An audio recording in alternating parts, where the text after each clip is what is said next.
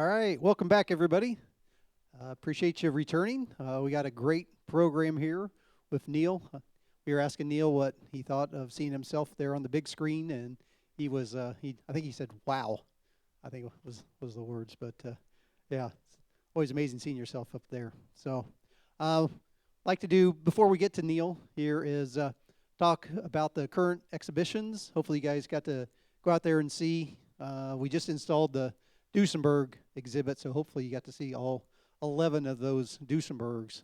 They're there in Gallery A. The barn finds right in front of the theater, the small block muscle. On those, every other weekend we'll do the hoods up on those, so come back next weekend. You'll get to see the engines in those, and obviously the Harvest to Highway that we're here for, and the Savoy collection. So if you get a chance after this, make sure you take a look at those. And I'd like to mention also what's coming up. So the next one, we just put in the Duesenbergs, but Roar of the Jaguar. So we actually have race cars, or Jaguar race cars that are coming up. We have Cannonball Run cars, Shelby built, and Ferrari in America to round out the year. So an exciting end of the year. Last night we actually had the Blues Brothers. We're here. I don't know if anybody was here. Oh, great. Did you get to see the car? And I think there was a couple guys walking around in Blues Brothers outfits. So hopefully you got to see those guys too. Mad Max actually is going to be the next one coming here September 12th. So come back and see that here in the theater. I'd like to thank Styles Auto Care. Appreciate their support so that we can put on our Tireside chats. And we try and do them, spread them out, some in the afternoon and some in the evenings. So I know some people have called us before and said, oh, I can't make the evening. So it's nice that we can do some here during the afternoons also. And now I'd like to go ahead and introduce Neil Dahlstrom. Neil, he's been the archivist and historian at John Deere, almost 25 years. You got to see, or he kind of watched his award-winning book, Tractor Wars, there on the documentary from PBS. So he's going to discuss that. He also has been doing research and writing during the pandemic and discoveries of the origins of the farm tractor business and unique personalities that led to the competition and collaborations between farm equipment and automobile manufacturers. And Neil, we got to go to lunch with Neil. Great guy, and found out that he does also like hamburger with an egg on it. So, it was quite interesting. So we also enjoyed it too, to be honest, Tom and I. So I'd like to go ahead and bring out Neil here and hand over the remote to you, Neil. Okay, thank you. Am I on here, I think? Okay, awesome. Well, first, I just want to thank everyone at the museum for just being so gracious and hospitable. The greatest flattery that I ever get is being invited to come talk on this subject, and I'll get in a little bit to why. And also, for the record, the reason I said wow is seeing yourself on a big screen is a little unnerving, and even though I've seen the documentary and worked on the documentary, I'm still worried I'm going to say something really dumb that just comes out of the blue and wasn't there last time that I saw it. So it's mostly just nerves, I think, more than anything. But we're going to try to do a lot of things here, more than we have time for. So I'm going to try to be brief.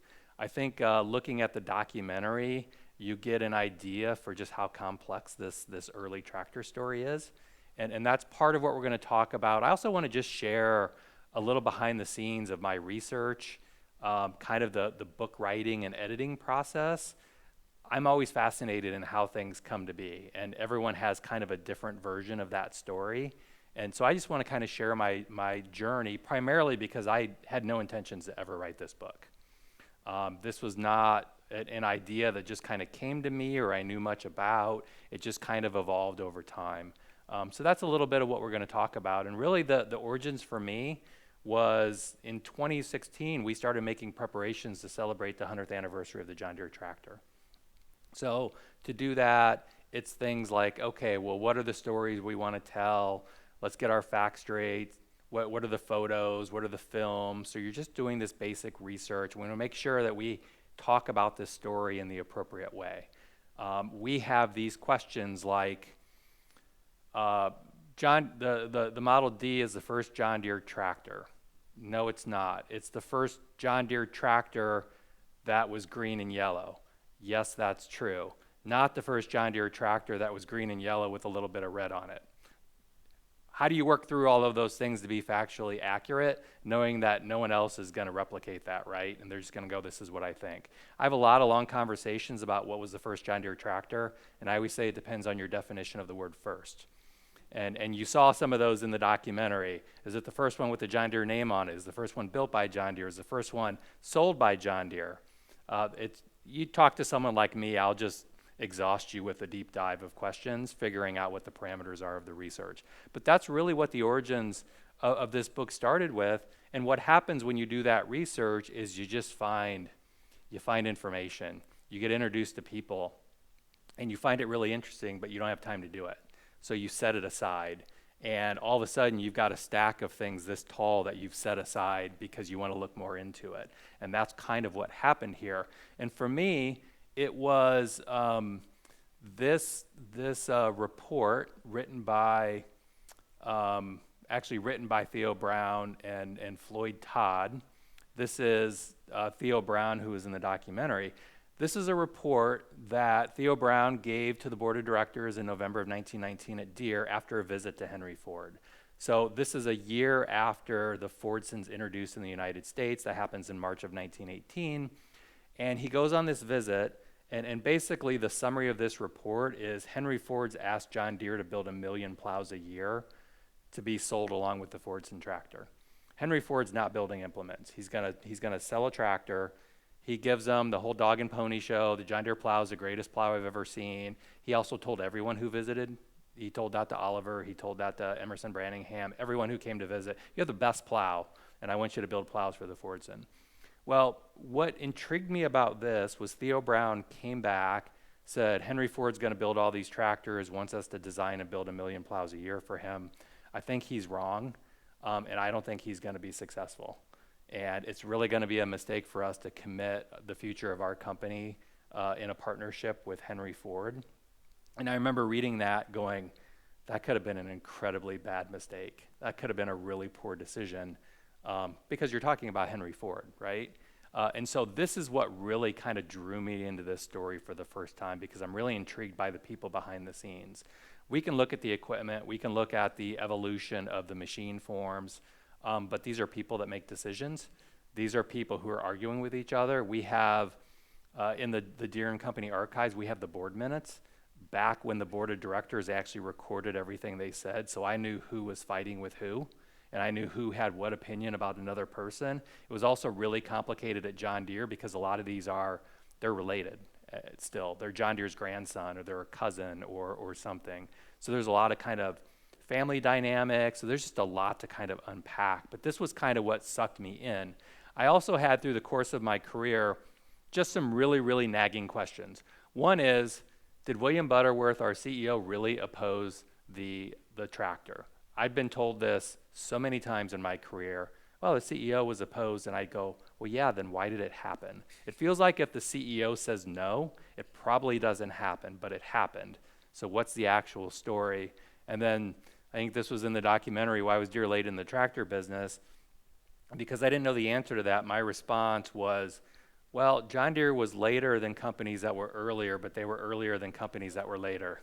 And people would scratch their head and then just lose interest in the question, and I'd go, okay, well, I just avoided another question that I don't know the answer to. And so eventually I just said, well, maybe I should actually know the answer to that question. So that was just personally some things that I wanted to get at. And then also when I kind of decided to really invest time and resources into developing this story, I just didn't know what the story was.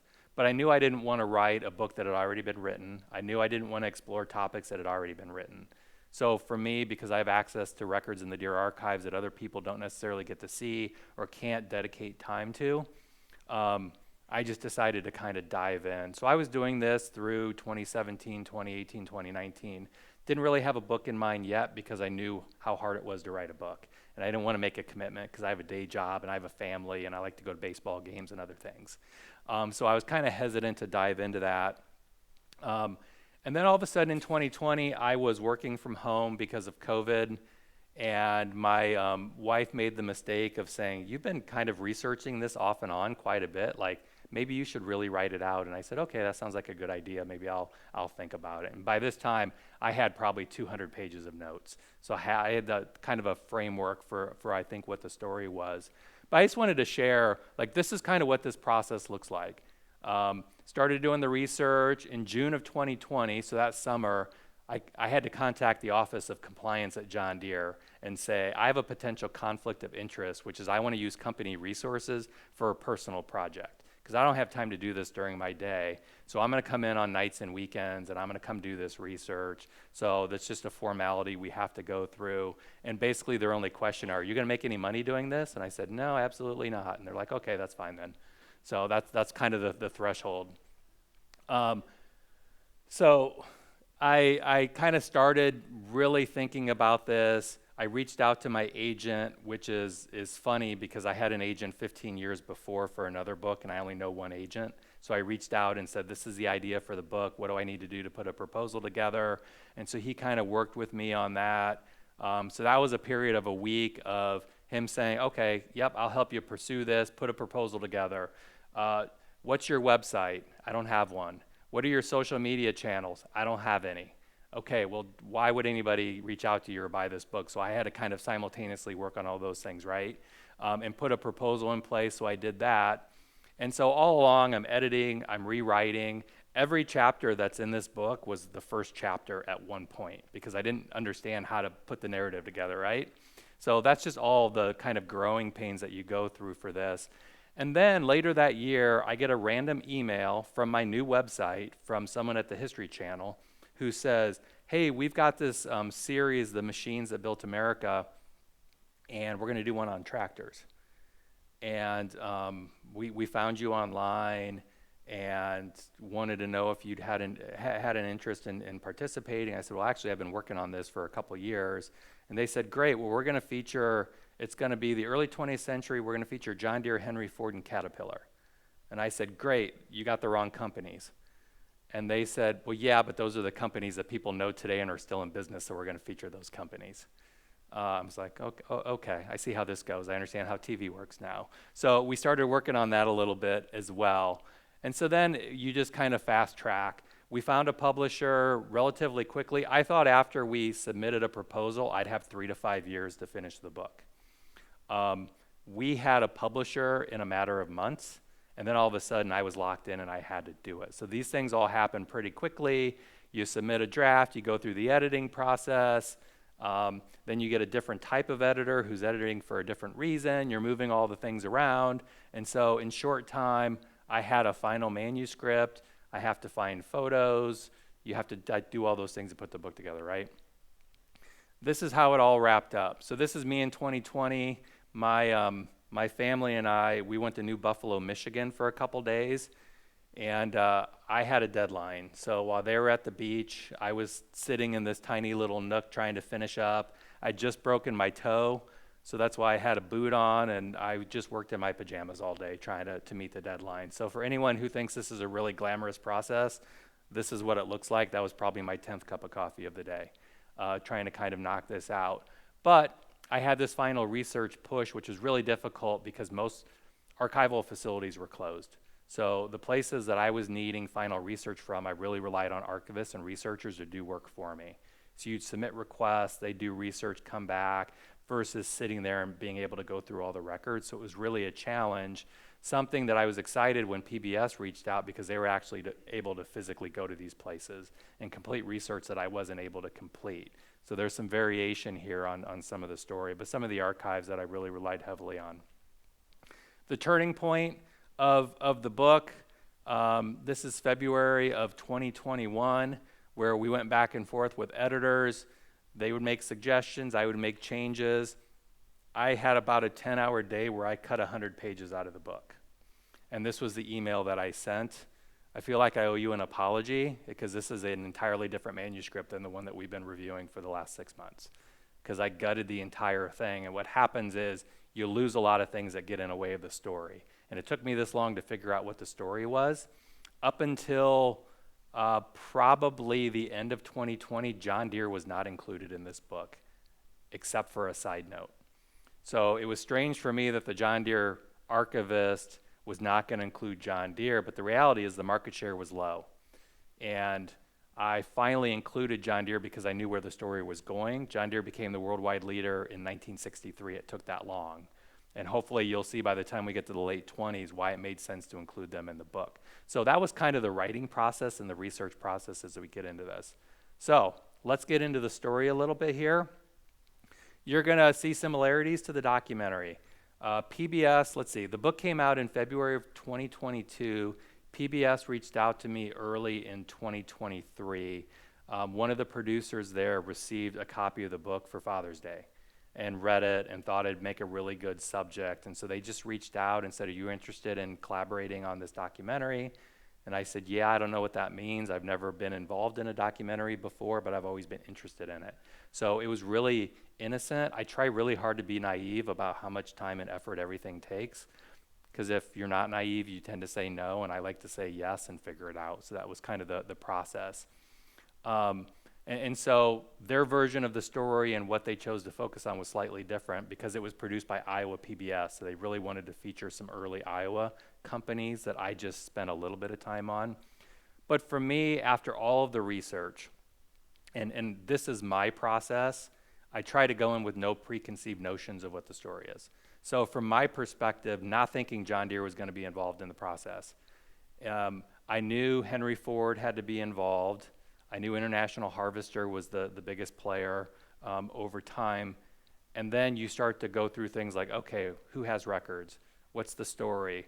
What information are you relying on? For me, it was market share. So this is very much a story of who holds the greatest market share and then trying to figure out the evolution of that story.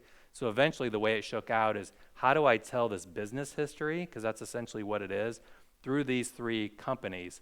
On the left there, the incumbent, Alex Legge, who's the president of International Harvester. William Butterworth, the third CEO of John Deere, there in the middle, driving a GP tractor in 1929. And then, of course, Henry Ford, who had an ag background but didn't build farm equipment. He came in, he's kind of the disruptor in all this, right? And this is the beginning for me. So the way I think about this book is there's two bookends. It starts in 1908 with Henry Ford. It essentially ends in 1928 with Henry Ford. And this is the beginning. In November of 1908, this unknown automobile entrepreneur named Henry Ford sends this picture and this information to a publication called the Farm Implement News. It's published out of Chicago. And they got one of these every issue and said, this person's going to build a farm tractor, and then nobody ever heard from them again. So this is Henry Ford on this experimental tractor that was covered in the documentary. He's quite enthusiastic over the subject, right? The timing of this is really interesting because the Model T just came out, and 2 months from now, everyone's going to know who Henry Ford is. But when this hit the press in November of 1908, nobody knew who Henry Ford was. So the timing of this was really, really interesting. And that was kind of the beginning of this story for me, is tracing what Henry Ford does and how everyone else responds to it. And then again, this kind of underlying theme, which is this really intense battle between farm equipment manufacturers and the horse lobby. And the horse lobby, particularly the Horse Association of America, would say things like, can you take a tractor apart and make 2 or 3 or 4 separate tractors out of it? Can you sell it at a profit when you're done with it? So it's all about value proposition. It's what's the profitability of these? And so there's these really great arguments back and forth along the way that we won't go into, but there's a lot of those in the book. All right, some numbers here just to kind of level set a little bit. So this is the evolution of the industry from 1908 to 1916. So we're talking about gasoline and kerosene powered tractors. We saw in the documentary kind of the evolution to steam power, these large prairie tractors. This is kind of the beginning of these smaller tractors for kind of the average size farm. There's only 6 registered manufacturers in 1908.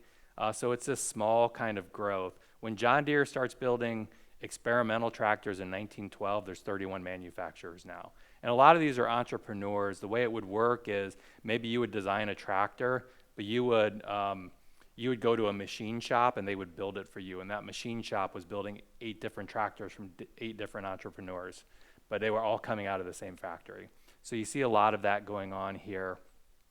And then you just kind of see this small increase in the number of manufacturers and then total production for the industry, but still relatively small numbers. This is a new speculative technology and not a lot of just wide-scale adoption.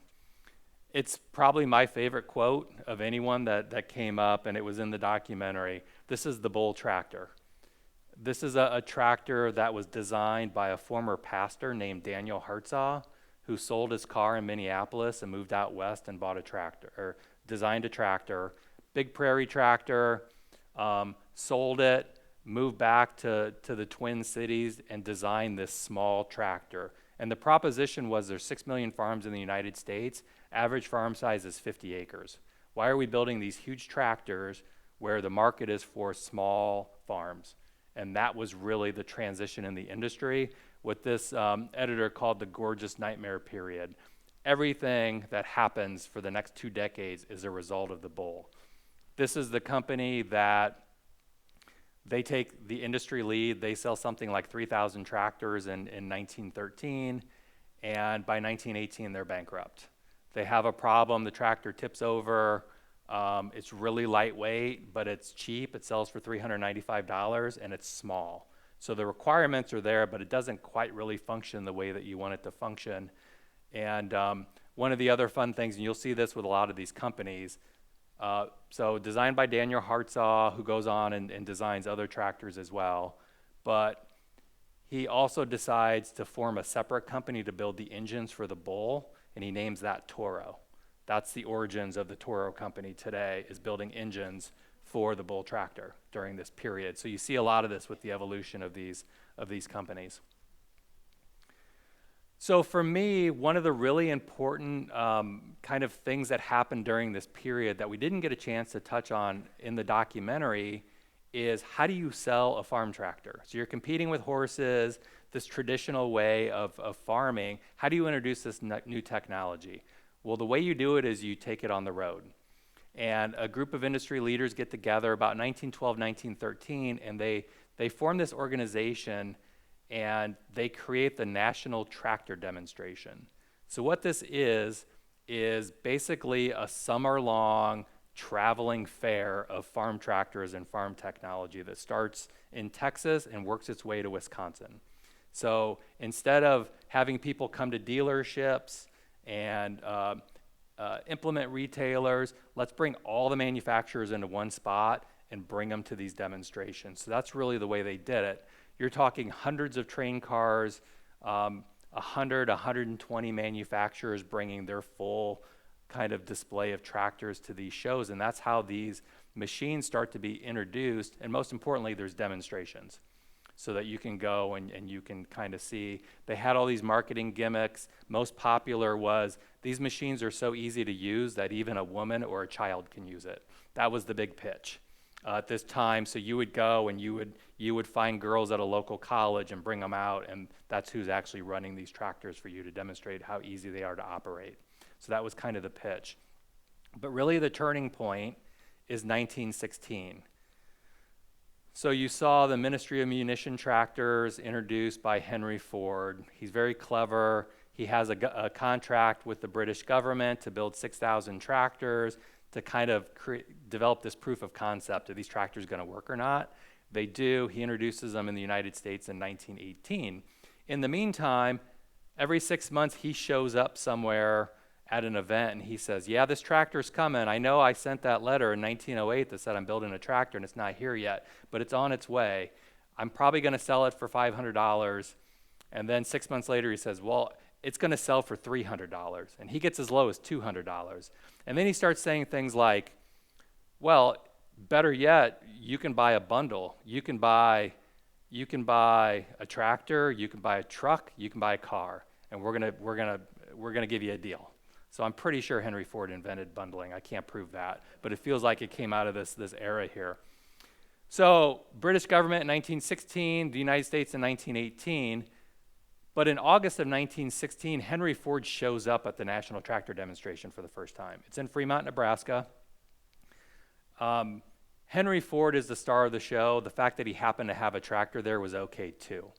But he shows up, he rents a private island, he brings a 12-piece orchestra with him for entertainment. He brings 100 people there to camp out with him. Wednesday is Henry Ford Day. 50,000 people come on Wednesday to see tractor demonstrations, but mostly to see Henry Ford. I showed you Theo Brown from John Deere, who had that meeting in 1919. Well, the first time Theo Brown ever saw Henry Ford, and I think that's Henry Ford in the white pants, in the white hat, because that just feels very Henry Fordish to figure out a way to stand out in the picture. But Theo Brown came back to Moline and told the board of directors at Deere, I got 2 pictures, one of Ford and one of his tractor. Henry Ford's a rock star. He's the most popular person probably in the world. And so this was Henry Ford's, or Theo Brown's kind of first glimpse of Ford. He also comes back and says, we don't stand a chance. Like this, we're 4 years into development now, and what Henry Ford's gonna do, the tractor is okay mechanically, but that is really irrelevant because he's already got the market and he's not even selling anything yet. So that was kind of his takeaway.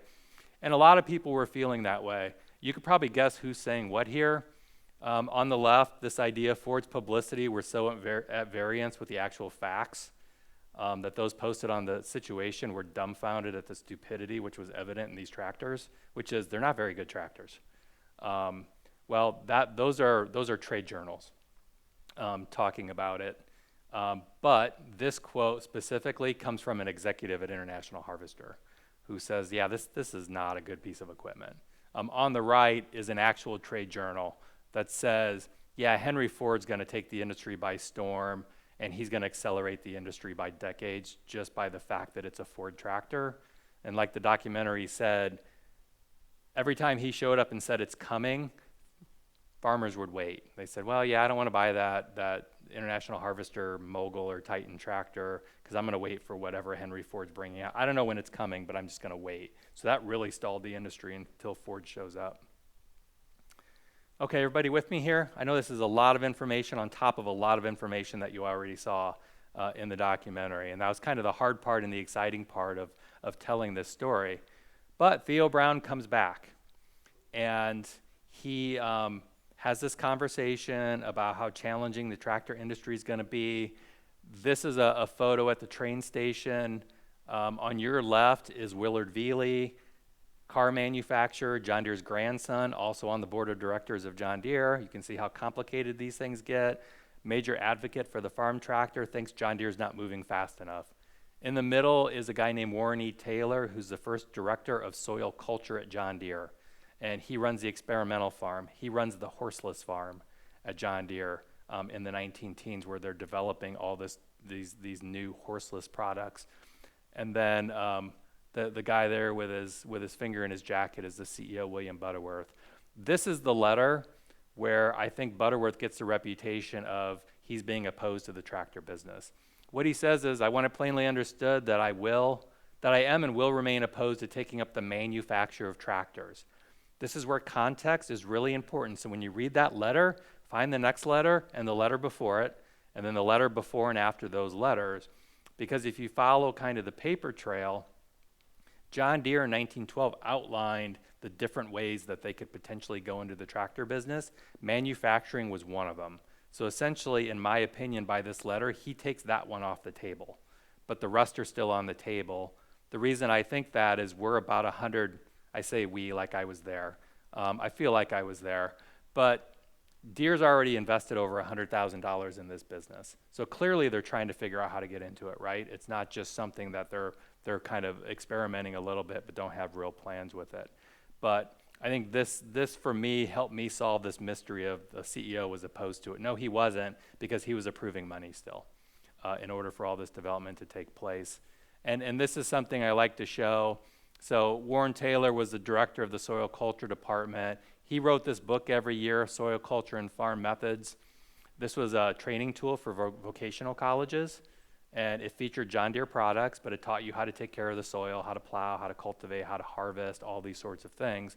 And again, another important piece of evidence, there was a lot of talk in the documentary about the motor cultivator, which is a machine form that basically took a walking implement and put an engine on it. And there's a lot of kind of interesting versions of this. The Moline Plow Company, which eventually becomes the Minneapolis Moline that you see out in the gallery, they're kind of the market leader in this. In about 1917, they have the largest tractor factory in the world, which is about 2,000 tractors at that time. But, or I'm sorry, about 1916. But this was a Deere version of this. This is the Tractorvator they mentioned in the documentary. And Deere expected this to be their first farm tractor around 1917, sent it out for testing, and what they learned was it wasn't any more cost-effective over horses.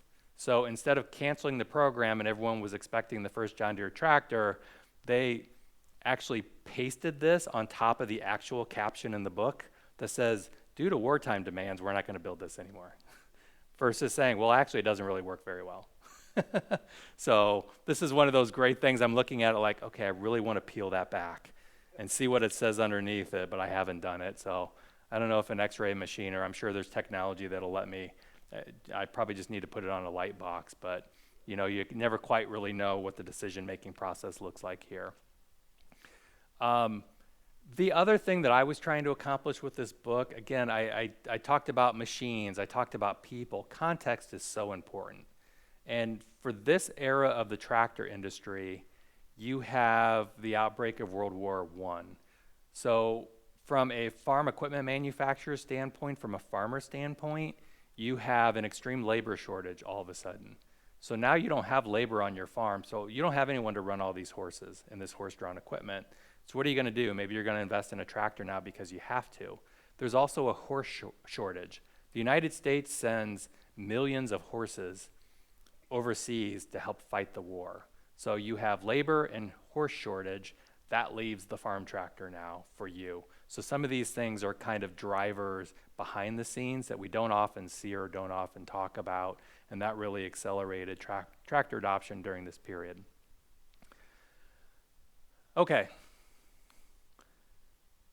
This is a really important era for John Deere. There's a 5-month period from late 1917 to about March of 1918, April 1918, that I think is really significant in company history. I think it's the reason the company still exists today.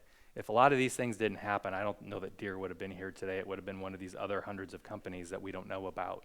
But a couple things happen.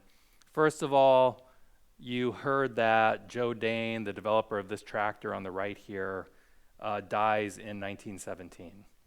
Charles Melvin, who designed the first John Deere experimental tractor in 1912, goes in for hernia surgery in 1917 and dies on the table and never comes out. Theo Brown, the engineer who was starstruck by Henry Ford, he gets pulled off of tractor development because Deere has war contracts. They're building wagons, they're building stretchers for the French army, they're building ammunition, so he gets pulled off and he starts designing combat, like horse-drawn combat wagons for the French army during the war, so he's off the project. And George Mixter, who's John Deere's grandson, the superintendent of factories, major advocate of the farm tractor, he resigns and moves to Washington, D.C. and joins the Army. And he heads airplane inspection for the United States Army in 1918. So all of a sudden, your top talent, they're gone. So Deere's got decisions to make. What are we going to do? Joe Dane's passed away. The board decides in November of 1917, because they don't have any better ideas, they're going to approve production of up to 100 all-wheel drive tractors. That's this tractor on the right. It's a 4-cylinder tractor. I heard a gasp in the crowd during the documentary when 4-cylinder John Deere tractor was said out loud, because we know from 1918 to 1960, John Deere only built 2-cylinder tractors. So the idea of a 1918 4-cylinder John Deere tractor kind of frightens people a little bit, but it almost came to be, and actually there were about 90 of them built, I think. So all these things happen. Well, as we heard, what also happens in early of 1918 is the opportunity to buy the Waterloo Gasoline Engine Company. And Deere moves very quickly on this. It meets the criteria the company set in 1912.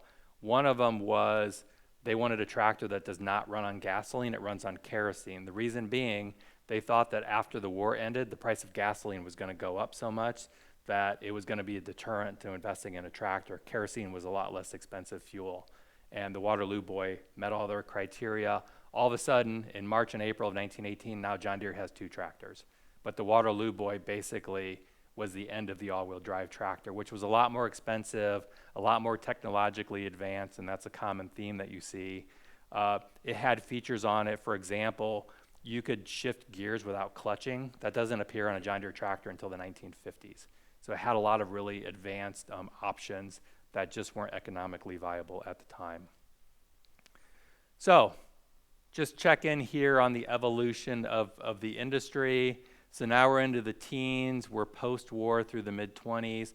This is again where things start to change quite a bit. But you see this kind of peak of tractor production in 1920 at a little over 200,000 machines. Remember, there's 6 million farms in the United States, and now there's production of 200,000 machines a year, but this is going to be the peak. This is when we hit this economic recession in 1921, where a lot of these companies are just going to disappear. And this is this great price war between International Harvester and Henry Ford. So the way it goes down, Alexander Legge, the CEO, the president of International Harvester, is in the factory. He gets a phone call, and someone else is there in the room, and so he later records this information. But basically the phone call was Legge saying, yeah, what? I don't care. We're going to match him and we're going to beat him. So what he was told on the other line was Ford's dropped the price of the Fordson to $395. And Legge says, I don't care if it bankrupts the company. We're going to meet Ford every step of the way, and we're going to drive them out of business.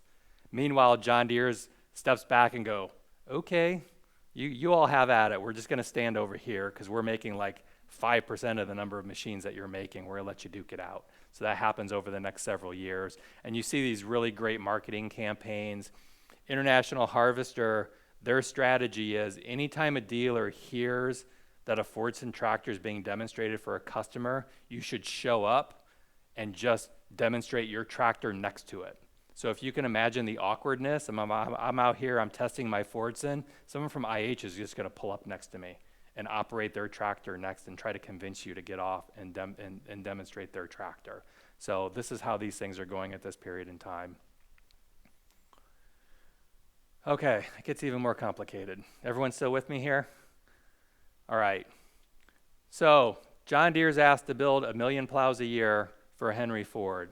They say no, but we're willing to build 100. So they form this relationship. There's a lot of technology transfer. I think something that's often overlooked for this era of the tractor business, if I'm a horse farmer, I'm second, third generation, everything I own is designed for horses. If I buy a tractor, I have to replace every implement I own. And I have to buy a new implement that's specifically designed for a farm tractor. So that's an additional investment on top of everything else. The other thing that's happening is 1910, every product you own is built of wood. 1920, every product you own is made of steel. And so think of farm wagons being replaced by automobiles. That's basically what's happening in the farm implement business as well. So there's a lot of investment in these new technologies. For the automotive enthusiasts, Henry Ford's building the Model T body out of vanadium steel. It's this lightweight steel. He transfers that technology to John Deere so they can start using it in plows.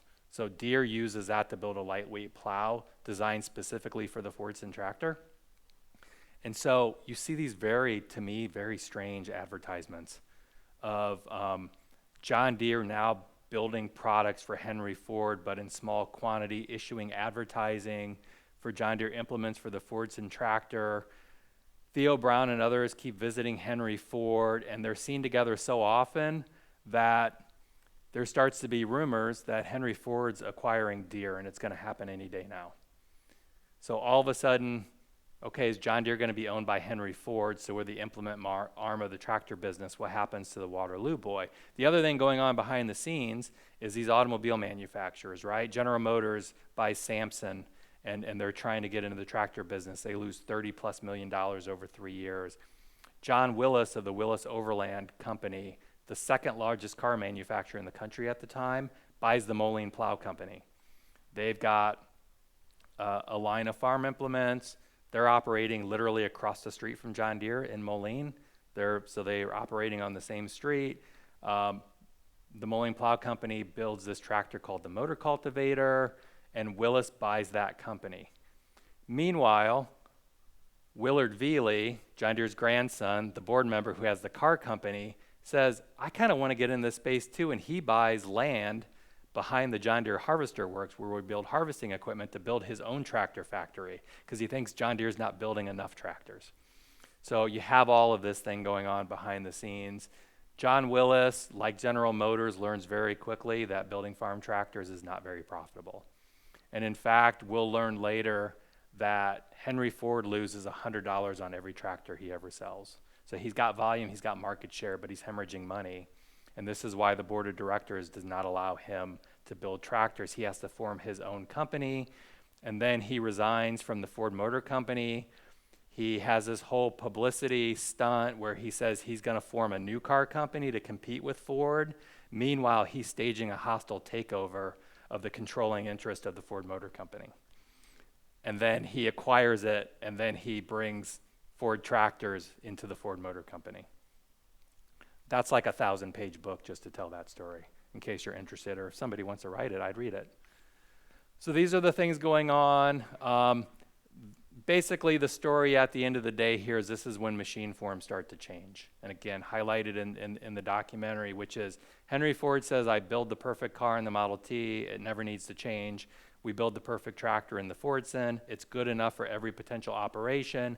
But other competitors say, okay, well, now we actually have some customers who are looking at their second purchase. And there's an evolution of the machine form. So they're going back to the drawing board. And, you know, I'm featuring International Harvester and John Deere here, and there's dozens of companies trying to figure this out. But for John Deere, it becomes the Model D tractor in 1923, the first green and yellow John Deere tractor with the John Deere name on it. It's going to stay in the product line all the way until 1953. And this is their kind of rugged, durable tractor. It actually starts as an experimental Waterloo boy, and then it becomes a Model D is what they called it. And the reason some of these have a letter designation is when you would put in the dealer would call and put in an order, you would use a code system. And so you want 1 or 2 letters because it was cheaper to send. And so you develop an entire nomenclature for naming your products based on saving money on putting in the orders. So that's how these things came to be for a lot of these companies. Others didn't go that route. But the Model D was specifically designed to not compete with the Fordson or the Farmall. That was John Deere's perspective. They had a stated corporate strategy of being a strong number 3 in this industry. That was their goal because they knew they couldn't compete just from a production standpoint with either one of these companies.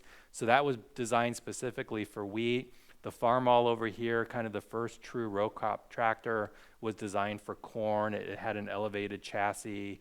It could pull a dozen different implements. So it's this kind of multi-purpose tractor, which really accelerated the industry. The D almost didn't happen because Deere couldn't afford to change over the product lines. The Farmall initially wasn't going to happen because Harvester couldn't afford to build it. They just launched a new version of the McCormick Deering tractor, which had been in the line for a while. And they said, we've got all the eggs in this basket, and we can't afford to develop a speculative new product. And then as you heard, they sent out some test machines, overwhelmingly favorable for the product, and they decided to start investing in the Farmall. But that took about 2 years for them to make that decision because they simply couldn't afford to do it. All right, another check-in here as we're getting closer and closer to 1928. So I mentioned what I follow is I follow the money. I follow the market share. Who's profitable, who's not profitable, who owns market share, who's producing the most. So you see this kind of production height in 1920. There's 166 competitors. By 1928, there's about 50. By 1929, there's 33 tractor manufacturers left. So this space gets really small really quickly, and of course, then that heads into the Great Depression. But production drops. In 1921, John Deere goes from building about 5,000 tractors in 1920 to 79 in 1921. The board gets together and they have a conversation about whether or not they should sell the tractor business because the future is in stationary engines, 1.5 and 3 horsepower stationary engines.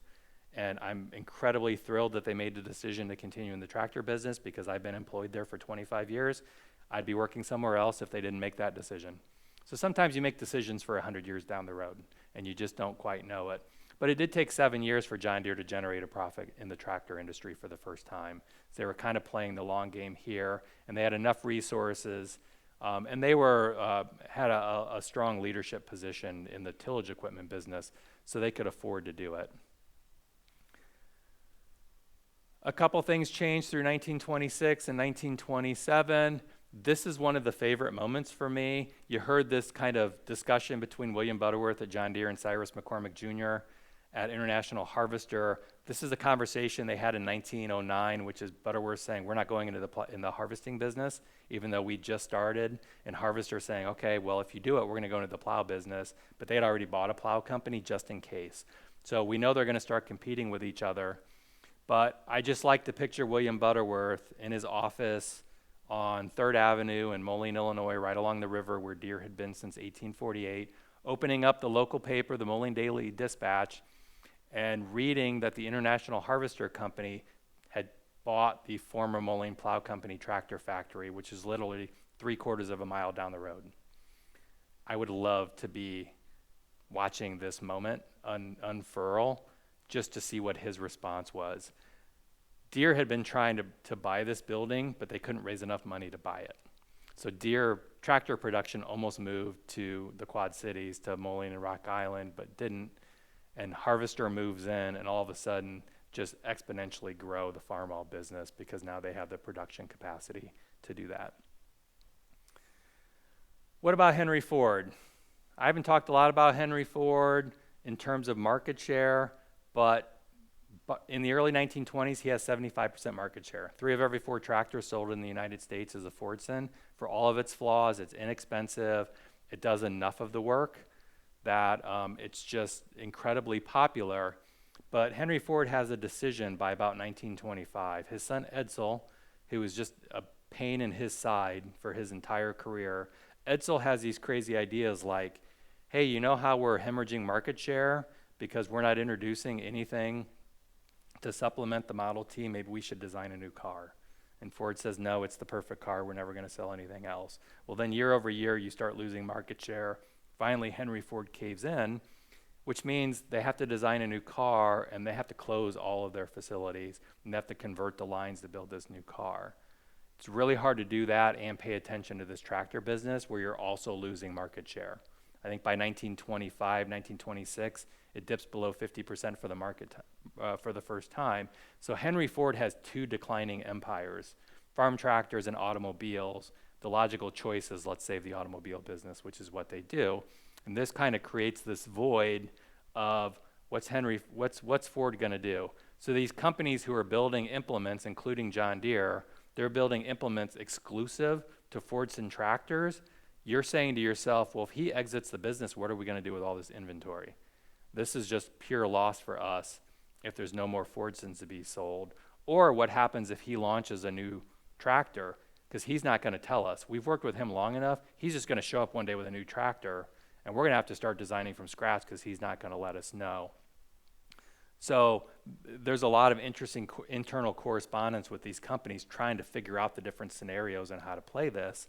And eventually what we learn is very quietly in the summer of 1928, Henry Ford packs up the factory essentially and he ships it to Cork, Ireland to begin production in Ireland. The next year they ship about 3,000 Fordson tractors to the United States, but you go from 100,000 to 3,000 in a period of a year. So that's how abrupt this entire operation was. And you can see this here in the market share. I go back to saying, well, I didn't know if Deere was part of this equation. Well, then eventually what I found out was in 1928, they start to be a bigger part of the equation and then just incrementally becomes a bigger part in terms of market share. But you see the dramatic dip there. Henry Ford's in blue there in 1927 to almost non-existent in 1928. You see International Harvester reclaim its dominance in 1928. The rest of the industry has a pretty strong presence, about 30% market share. Deere's at about 10%, but that grows incrementally. And we know long term, like I said, it takes Deere until 1963 to surpass International Harvester for the first time. One of the reasons is International Harvester is perceived as a truck company now. They're also really big into refrigerators and consumer goods, and they start expanding so much that they're perceived as, well, they have this farm business, which is really big, but it's really not on the leading edge anymore like it used to be. So that's kind of the evolution, at least from 1918, from the end of the war to 1928. Okay, we've covered a lot of ground, and I just want to thank you for your time and attention and for sharing the documentary with me. This has just really been a lot of fun for me to kind of try to tell some of this story. I kind of think back, and when I started to finally commit to writing this book, I was pretty convinced that my mother and father-in-law would be the only two people on the planet that would ever read it. And it's been a really pleasant surprise that, like anything, you put work into the world, and then you see that other people have been thinking about the same thing. You see exhibits like you see here, where you start to kind of see people putting pieces together, and it's why so much I like coming to do this sort of thing, because everyone's got a little different piece of the story, right? A little piece of the equation. So I look forward to the questions. Hopefully I can give you some answers, but just want to thank you for being here and for your time and attention. So thank you.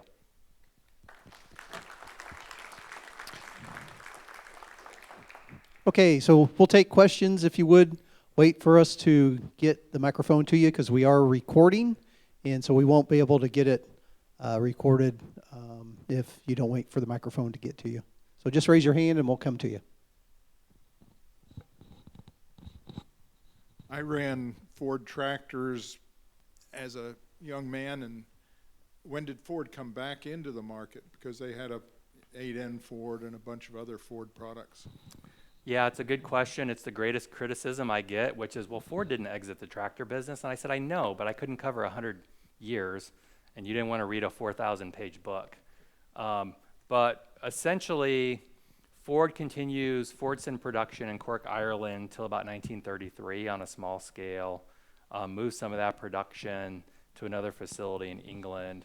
But 1933 is when he strikes this agreement with Harry Ferguson to build basically this 9N tractor. It was called the Ford tractor with the Ferguson system.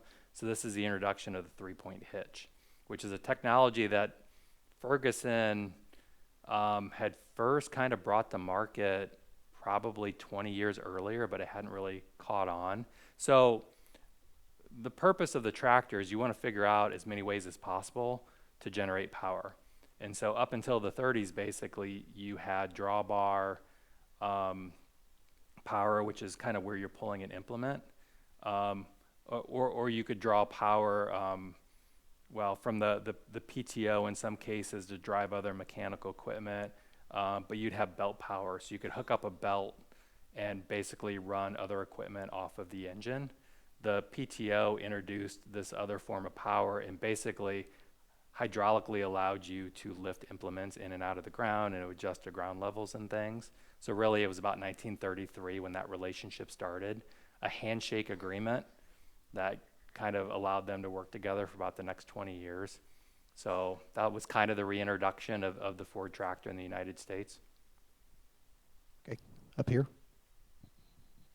You touched briefly on the model designation of the Model D, and I spoke to you privately earlier and I told you that my grandfather's first tractors were the Model A and the Model B in the 40s. So can you tell us why they started with the D and then went backwards with the A and the B? Why is the magic question on most of these things, and in most cases I don't know the answer. Someone's got to leave us records to tell these things. Why there was a transition, for example, from the Waterloo Boy to the D to this letter designation outside of kind of those codes in the ordering system, I don't have a good reason why. What would often happen is there would be experimental model designations. So the next tractor that came out from John Deere was a GP in 1928. It was designed specifically to compete with the Farmall. And so the Farmall For example, you could hitch a 4-row planter on the front of the farm haul. So Theo Brown said, okay, well, why don't we introduce a 3-row version and design a tractor around 3-row implements, which means then you got to replace everything. It was in the product lineup for a couple years. But you go from the D to the GP to kind of versions depending on the variations. You could get like a wide tread version or an orchard version or that sort of thing. So like the GP would be the GPWT for wide tread or the GPO for the GP orchard. This is me dancing around a good answer to the question. But essentially, I don't know why they did that. But what you do see is things like the GP started as a C, but they thought if you placed an order over the phone, it would be confusing of whether you were saying C or D. So they didn't want to use C. So the experimental GPs are all Cs, but then they changed it to GP, so it was easier to order over the phone.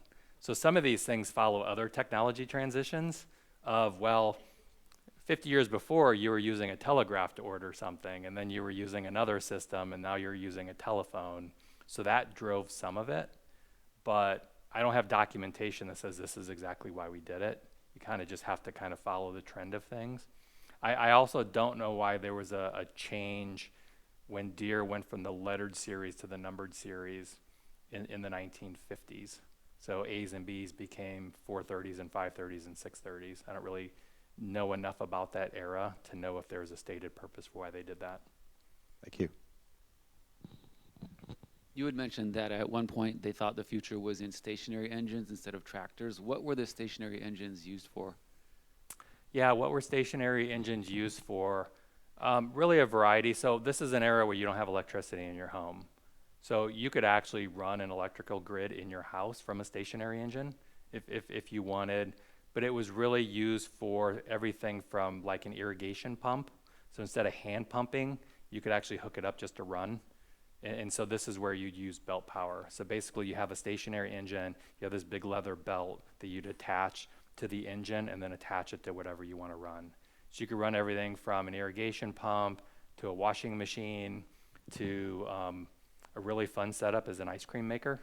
So there was a lot of that. If you go to farm shows today, you'll often see someone running an ice cream maker with a stationary engine. And then when they put it on those hand trucks or carts, the stationary engines are portable. You can just pull them. So you can move them somewhere. So you can move them out into the field next to a well and run an irrigation pump or something. So that was kind of the use. And I think what they envisioned was just making them larger and larger, because that's what you're using to run factories, is these big, basically stationary engines are running your equipment.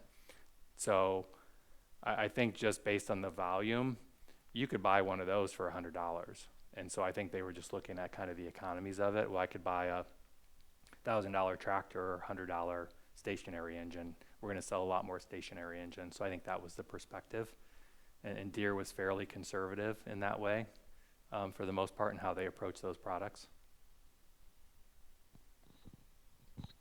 Do you know why the two-cylinder John Deere tractors were called Poppin' Johns? Do I know why they were called Poppin' Johns? My understanding it was just because of the noise when they started, and also there's just a putt-putt sound when they're actually operating. Did I get it right? Kind of, sort of. Okay. What's the answer then? You had the crank 180 degrees apart, Right. and as such, you had the first cylinder would fire, and then the second one would fire 180 degrees after that, and then you'd have a 540 degree lag. So it'd go pa-dop, pa-dop, pa-dop, pa-dop, pa-dop.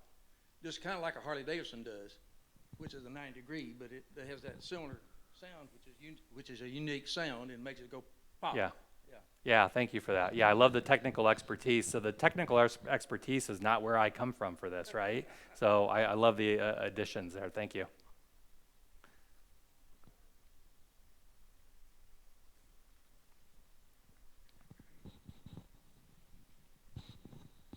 I noticed between the years 27 and 28, there was a huge difference in market share that International Harvester took over. Now, I know in previous years, the Fordson company, from what you said, they were really hurting financially. I was wondering, since there's such a collaboration between those three companies, if International Harvester purchased any of the equipment from Fordson so their market share rose so much just in 1 year. Yeah, that's a really good perspective. Not to my knowledge. My understanding is Ford packed everything up and shipped it to Ireland. I think it was just a matter of kind of the absence of product. Harvester had the capacity, and if you look at their numbers, that's why they bought that factory in Rock Island for Farmall production, and they kind of rapidly increased production there. But I think the numbers overall start to shrink a little bit as well. So the market share grows, but the total volume isn't commensurate to the actual market share. If you actually look at the numbers, it takes a little time to kind of evolve into that a little bit. So I think that's part of the story there. I think there was also this worry that Ford was just pulling one over on everyone, and he actually was coming back. So there was always this like suspicion because no one ever trusted Henry Ford on what he was going to do. But yeah, that market share kind of recapture was pretty substantial, but I don't think that the numbers were quite as big as maybe it appears.